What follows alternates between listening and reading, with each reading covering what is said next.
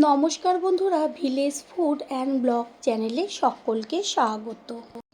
আজ শেয়ার করব কুমড়ো পাতার মুচমুচে বড়া, যেটা নাকি গরম গরম ভাতের সাথে বা চা কফির সাথে একদম জমে যাবে। তাহলে কি করে তৈরি করব সেটাই দেখে নেওয়া যাক। প্রথমেই এইখানে নিয়েছি মুসুরির ডাল।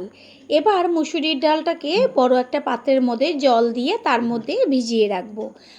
2 থেকে আড়াই ঘন্টা মতো জলে ভিজে থাকলেই হয়ে যাবে। আর এটা যদি আপনাদের হাতে সময় থাকে বা মনে থাকে, ওভারনাইট ভিজিয়ে রাখলেও ভীষণ ভালো হবে।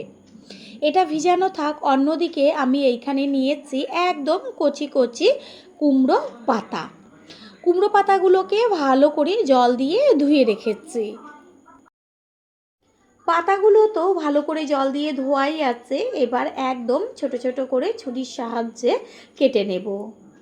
বড়া বা পকোড়া তো অনেক কিছুর খেয়েছেন, তবে কুমড়ো শাক দিয়ে আর যেই পদ্ধতিতে আমি বড়াটা তৈরি করব, একবারের জন্য হলেও খেয়ে দেখবেন। আমি গ্যারান্টি দিয়ে বলতে পারি এত টেস্টি লাগে খেতে, যেটা নাকি কুমড়ো পাতা দেখলেই এই বড়াটা তৈরি করার কথাই মনে পড়বে। ঠিক এইভাবে সব পাতাগুলোকে কেটে নিয়ে ফিরে আসছি। এখানে মুসুরির ডালটা যে আমি আড়াই ঘন্টা মতন জলে ভিজিয়ে রেখেছিলাম, কত সুন্দরভাবে ডালটা ভিজে গেছে, কালারটাও চেঞ্জ হয়ে গেছে, ডালটা বড় বড় হয়ে গেছে। জল পাল্টে পাল্টে আমি ডালটাকে ধুয়ে নেব। আর এখানে একটা বড় বোলের মধ্যে কেটে নেওয়া পাতাগুলোকে দিয়ে দিচ্ছি। দেব লবণ। লবণের পরিমাণটা আমি একটু বেশি ব্যবহার করব, একবারে লবণটা দিয়ে দেব। পরে যদি প্রয়োজন হয় তাহলে চেক করে আবার ব্যবহার করব। ভালোভাবে হাত দিয়ে লবণের সাথে কুমড়ো পাতাটাকে ভালো করে চটকে নেব। তাতে কি হবে, এই যে পাতা বা শাকের থেকে জলটা বেরোবে, এটাকে হাত দিয়ে চিপে সম্পূর্ণ জলটা ফেলে দেব। সম্পূর্ণ জলটা ফেলে দিয়েছি, আর শাকের থেকে কোনো রকম জল নেই। এবার এগুলোকে নিয়ে তারপরে এইখানে আমি যে মুসুরির ডালটা নিয়েছিলাম, এটাকে 5-6 বার জল পাল্টে তো ধুয়ে রেখেছি। এবার জল ছেঁকে এই যে ভিজিয়ে রাখা গোটা ডালগুলোই দিয়ে দেব। কোনো রকম পেস্টের দরকার নেই, একবারের জন্য হলেও ঠিক এইভাবে গোটা ডাল দিয়ে বড়া বা পকোড়া তৈরি করে খাবেন। তারপরে দিয়ে দিচ্ছি বেশ কিছুটা পরিমাণ কুচিয়ে নেওয়া পেঁয়াজ, দেব গ্রেট করে নেওয়া আদা, আর দেব গ্রেট করে নেওয়া রসুন। যদি কেউ পেঁয়াজ রসুন না দিতে চান, তাছাড়া সমস্ত উপকরণই দেবেন, পেঁয়াজ আর রসুনটাকে স্কিপ করবেন। দিয়ে দিচ্ছি 1 চা চামচ পরিমাণ ধনের গুঁড়ো, 1 চা চামচ পরিমাণ হলুদ গুঁড়ো, আর দিয়ে দেব চটপটা হবার জন্য লেবুর রস। এখানে আমি অর্ধেকটা লেবুর রস ব্যবহার করেছি। যদি আমচুর পাউডার থাকে সেটাও ব্যবহার করতে পারেন, বা চাট মশলা। তবে অবশ্যই একটা টক জাতীয় কিছু দেবেন, তাহলে বেশি টেস্টি হবে খেতে। এবার দিয়ে দেব বেসন। ভালো করে হাত দিয়ে মেখে নেব, কোনো রকম জল ব্যবহার করবেন না। আর আমি তো আগে পাতায় থাকা জলটা সম্পূর্ণ চিপে ফেলে দিয়েছি, তাও দেখবেন একটুও জল লাগবে না। একটু সময় নিয়ে হাত দিয়ে ভালোভাবে সমস্ত উপকরণ মেখে নিতে হবে। পুরনো বন্ধুদের সবসময় আমাদের পাশে এইভাবে ভালোবেসে থেকে এগিয়ে নিয়ে যাবার জন্য অনেক অনেক ভালোবাসা। ভালো করে আগে মেখে নিয়েছি। এবার এর মধ্যে দিয়ে দিচ্ছি 1/2 চা চামচ পরিমাণ কাশ্মীরি লঙ্কার গুঁড়ো, আর কাঁচা পাকা লঙ্কা একদম ছোট ছোট করে কেটে দিয়েছি। হাত জ্বালা করবে সেই কারণে আগে মেখে নিয়েছি। এবার অল্প লঙ্কার গুঁড়ো আর কাঁচা পাকা লঙ্কাটা দিয়ে মেখে নিলেই সুন্দরভাবে তৈরি হয়ে যাবে। মেখে নেওয়া হয়ে গেছে। এবার গ্যাসের ওভেনে কড়াই বসিয়ে তাতে দিয়ে দিয়েছি সাদা তেল। তেলটা যখন গরম হবে, প্রথমে হাই ফ্লেমে দিতে হবে। তারপরে হাতের মধ্যে কিছুটা অংশ নিয়ে বেশ হাতের মুঠোয় গোল গোল করে নেব।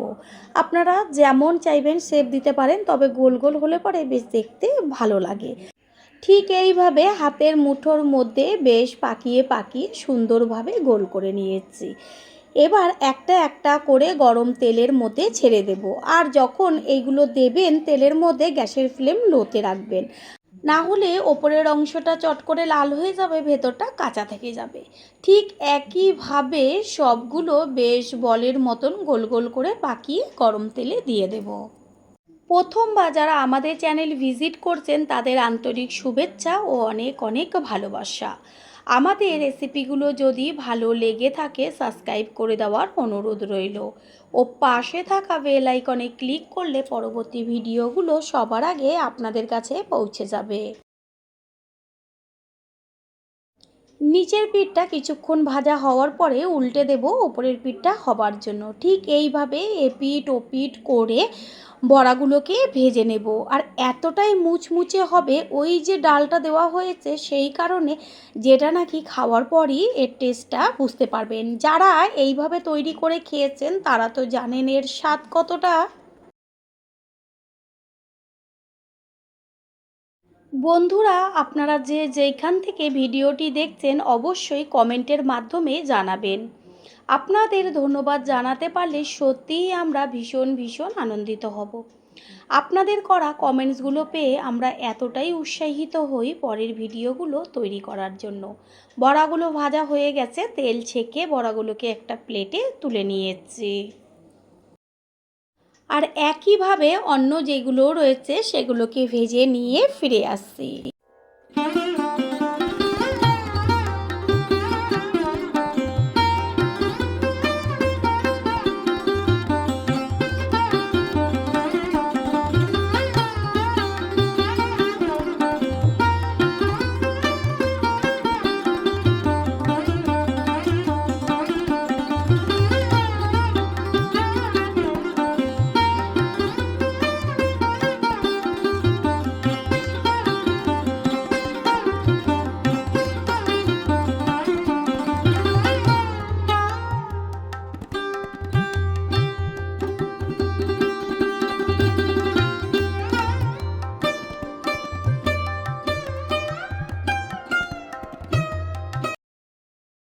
তৈরি হয়ে গেল আজকের মুচমুচে কুমড়ো পাতার বড়া।